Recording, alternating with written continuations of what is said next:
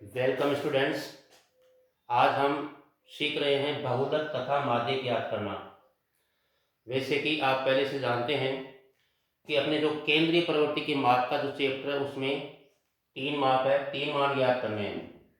एक तो ज्ञात करते हैं माध्यक, दूसरा ज्ञात करते हैं माध्यक और तीसरा ज्ञात करते हैं बहुलक। और आपकी बोर्ड एग्जाम में इन तीनों में से किन्हीं दो को पूछा जाता है 6 अंक के प्रश्न में।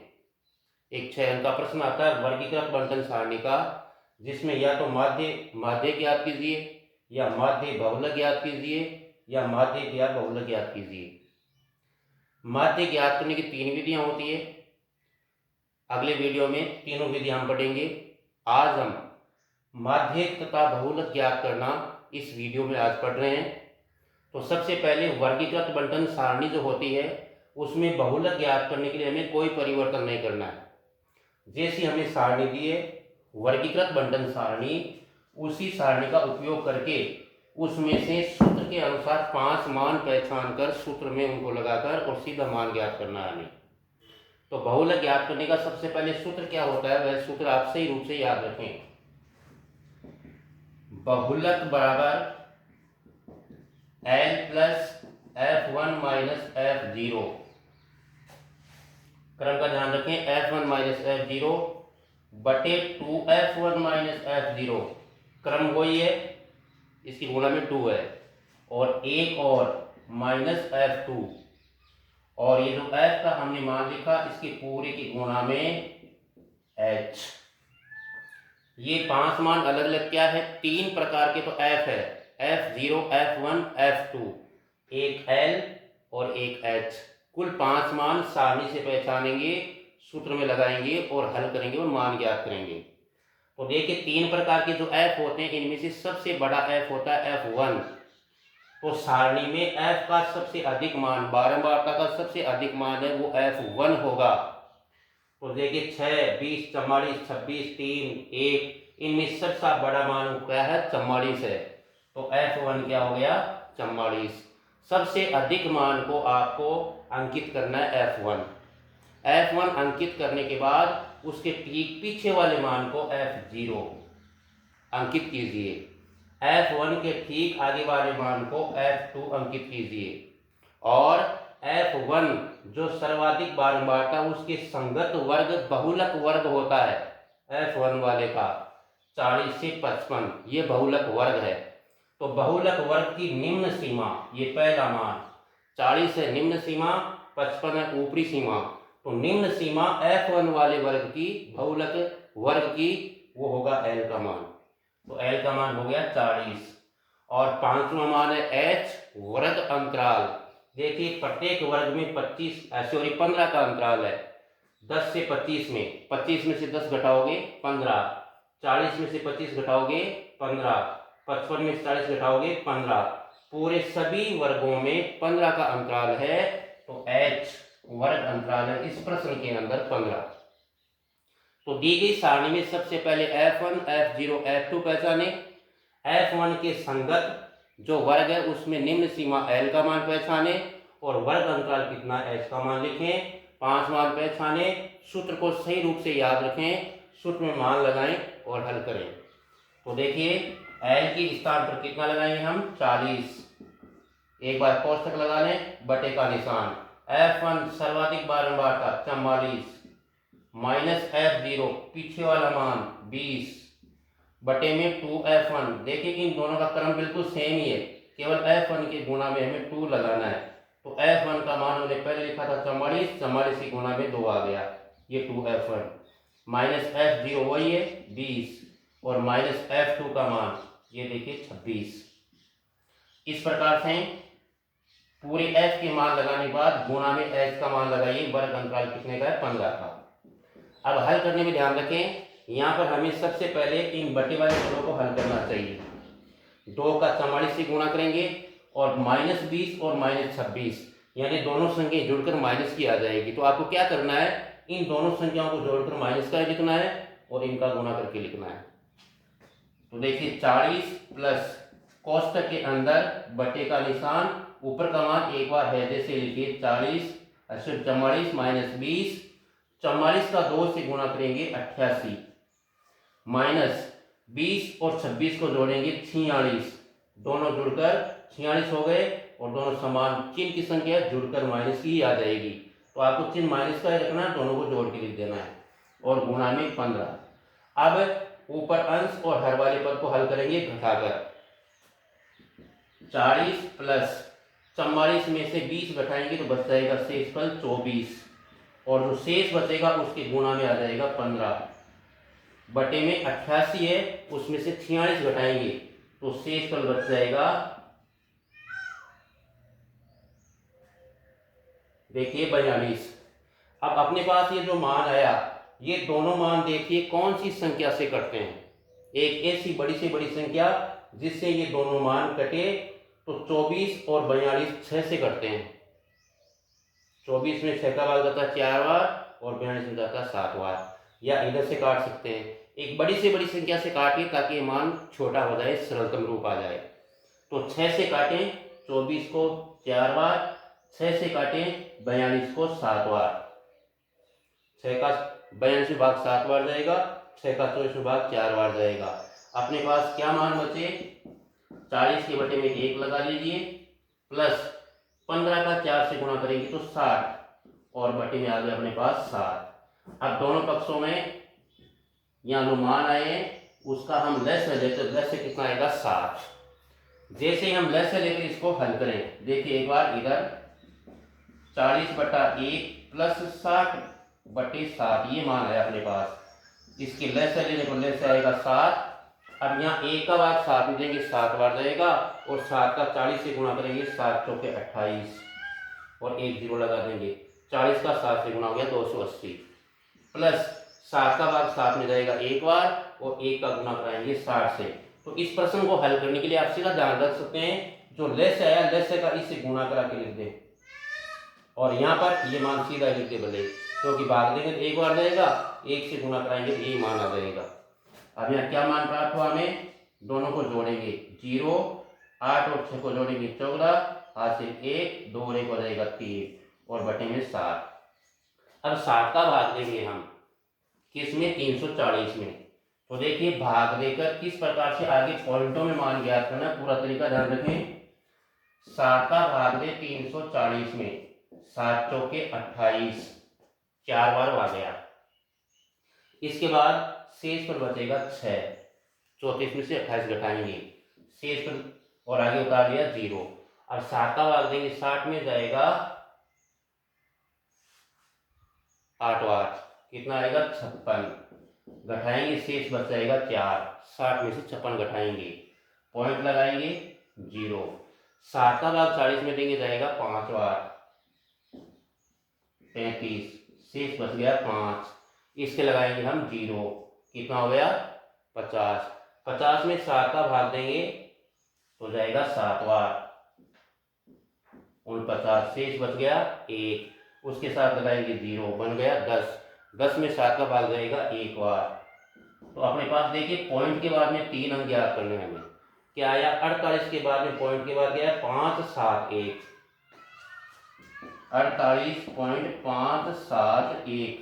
ये तीसरा अंक देखना है हमें पॉइंट के बाद में 2 अंक की ज्ञात करने हैं, तीसरा अंक ज्ञात करके और तीसरे अंक से दूसरे अंक में परिवर्तन करना है। क्या, यदि तीसरा अंक 5 या 5 से ज्यादा हो, 5 6 7 8 9, तो तीसरे अंक को छोड़िए, दूसरे अंक को 1 बढ़ा दीजिए। जितना भी मान है दूसरे अंक में उसको 1 बढ़ाना है। और तीसरा अंक यदि 5 से कम है, 0 1 2 3 4 तक, तो तीसरे अंक को छोड़ना है और इसको बढ़ाना नहीं है। तो यहाँ देखिए 1 है वो 5 से कम है, छोटा अंक है 5 से, 1 को छोड़ देंगे, यहाँ 7 ही रखेंगे, तो मान कितना आ जाएगा 48.57। ये इस प्रश्न का बहुलक हो गया। इस प्रकार से तरीके को ध्यान रखें, सूत्र को सही ध्यान रखें, सही मान लगाएं और हल करें। इसी सारणी से हम ज्ञात करना सीख रहे हैं माध्यक। माध्यक या माध्यिका एक ही चीज है, इसको माध्यिका भी कहा जा सकता है। तो सबसे पहले माध्यक ज्ञात करने के लिए हमें दी गई सारणी में एक खाना और बनाना है, यानी एक मान प्राप्त करना है हमें। कौन सा मान प्राप्त करना है? CF का।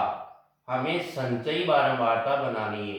तो दी गई 2 खाने हैं, उसके बाद में एक खाना और बनाइए जितनी हमें सारणी दी है, और यहाँ पर F के नीचे CF का खाना बनाइए और CF का मान ज्ञात करना, मतलब इसकी संचयी बारंबारता बनानी है।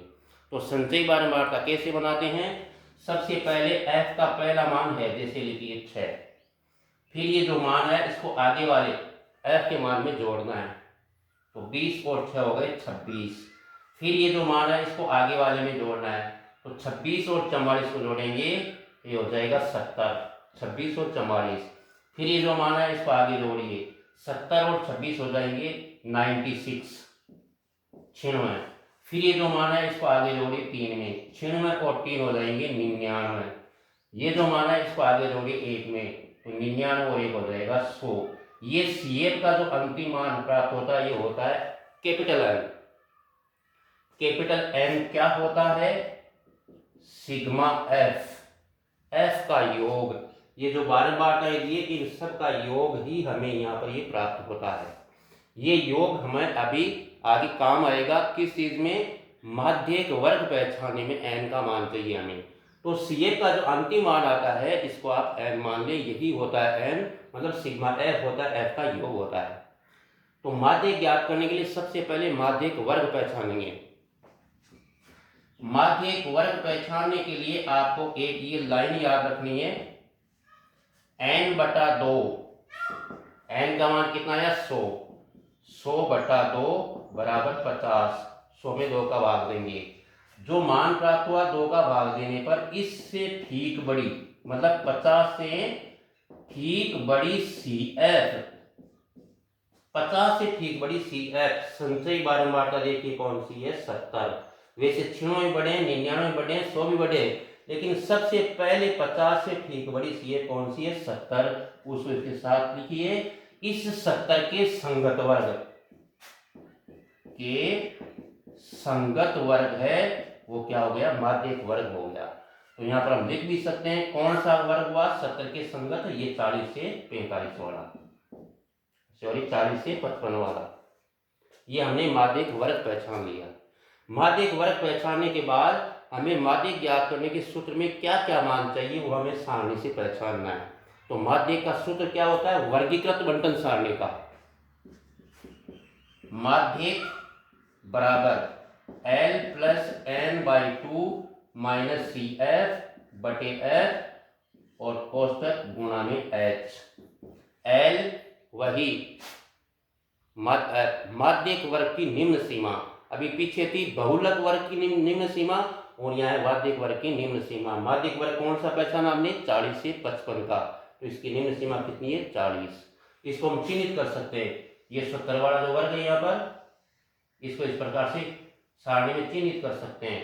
तो माध्यिक वर्ग अपने पास 40 से 55, L का मान हो गया 40, निम्न सीमा।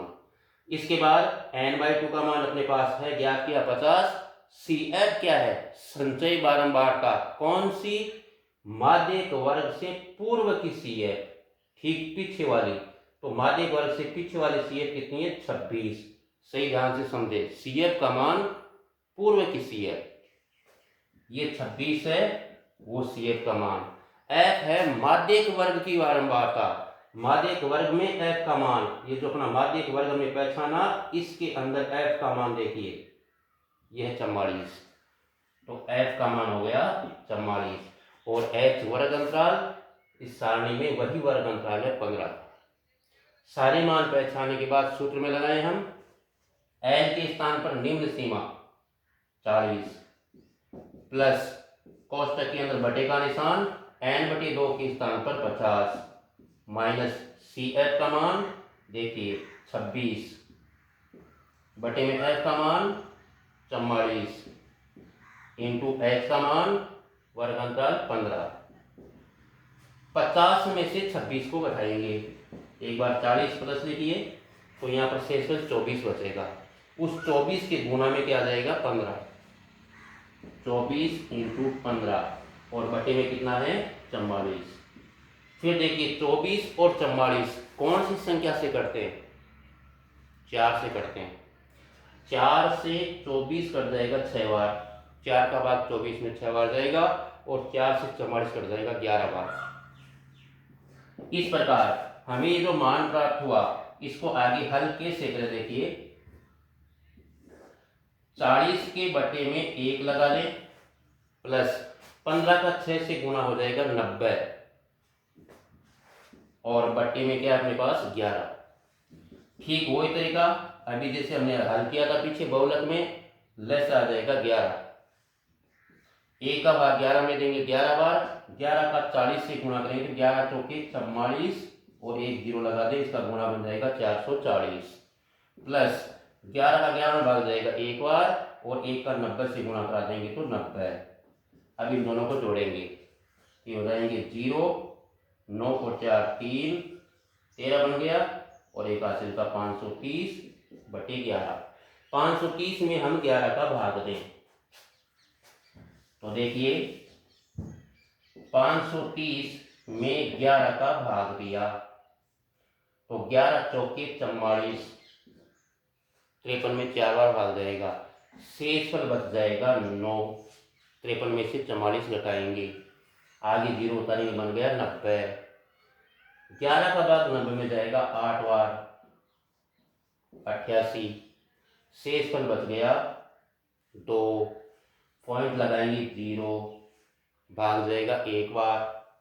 चलिए पॉइंट के मान हम इधर लिख रहे हैं पूरी, तो 1 बार भाग गया तो 11 एकम 11, शेष बच गया 9, 0 उतारेंगे 90, भाग जाएगा 8 बार, 88, शेष बच गया 2, बनेगा 20, भाग जाएगा 1 बार, 11 एकम 11। तो यहाँ पर पॉइंट के बाद में 3 अंक याद कर लिए हमने। क्या मान आया 48.181। तीसरा अंक, तीसरा अंक यदि 5 या 5 से ज्यादा हो तो दूसरे अंक को 1 बढ़ाना है, या 5 से कम हो 0 1 2 3 4 तक तो इसको तीसरे अंक को छोड़ना है, दूसरे अंक को है जितना ही रखना है। तो ये 5 से कम है, तीसरे अंक को छोड़ देंगे तो यहाँ पर 8 ही रह जाएगा। तो इसका माध्य कितना प्राप्त हो गया हमें 48.18। इस प्रकार से सबसे पहले सारणी के अनुसार सूत्र में हमें क्या मान चाहिए वो ज्ञात कीजिए, विशेष सूत्र को सही ध्यान रखिए, मान लगाइए सूत्र में पहचान कर और हल कीजिए। ये आपके 3+3 भाग आपके माध्य, माध्यक और बहुलक में से कोई भी 2 चीज पूछी जाती है तीनों में से, तो 3+3 के 2 भाग हो गए। 6 अंक का क्वेश्चन आता है आपके सेक्शन डी जो आपका पेपर का होता है उसमें। अब हम आगे की वीडियो में पढ़ेंगे माध्य ज्ञात करना, और माध्य ज्ञात करने की 3 विधियां होती है, प्रत्यक्ष विधि, पद विचलन विधि, और एक होती है कल्पित माध्य विधि। तीनों विधियों से माध्य ज्ञात करना हम अगले वीडियो में पढ़ेंगे। इसकी आपको अच्छी तरह से तैयारी करनी चाहिए और ये 6 अंक सभी बच्चों को प्राप्त करने चाहिए। Okay, thanks.